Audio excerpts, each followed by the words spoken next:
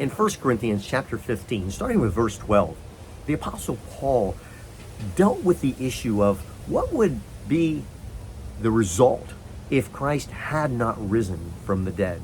And we saw that there would have been many devastating consequences had he not risen again from the dead. But now he turns to another important issue, and that is this. What does it mean if Christ did rise again from the dead? And we can say, because Jesus rose again, there are many wonderful truths that we can know. First of all, we find in 1 Corinthians 15, verses 20 through 22. But in fact, Paul says, Christ has been raised from the dead, the first fruits of those who have fallen asleep. For as by man came death, by man has come also the resurrection of the dead. For as in Adam all die, so also in Christ shall all be made alive.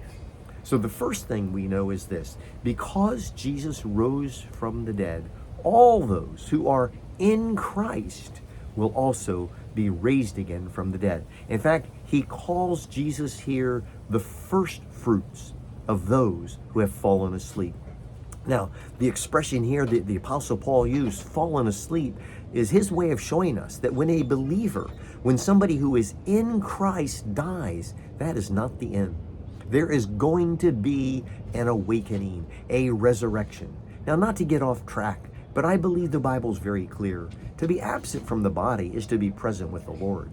I believe the moment of our death, we go spirit and soul into the presence of God.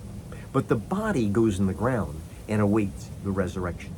And so what Paul is telling us here is that just like through one man sin came into the world and death by sin, so by one man, Jesus Christ, there is the resurrection of the dead.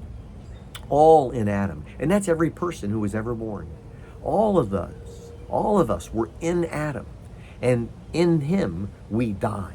But all who are in Christ, and that's all who have believed the gospel, who have confessed Christ and have believed in their heart that God raised him from the dead, all of those will be saved, will be delivered.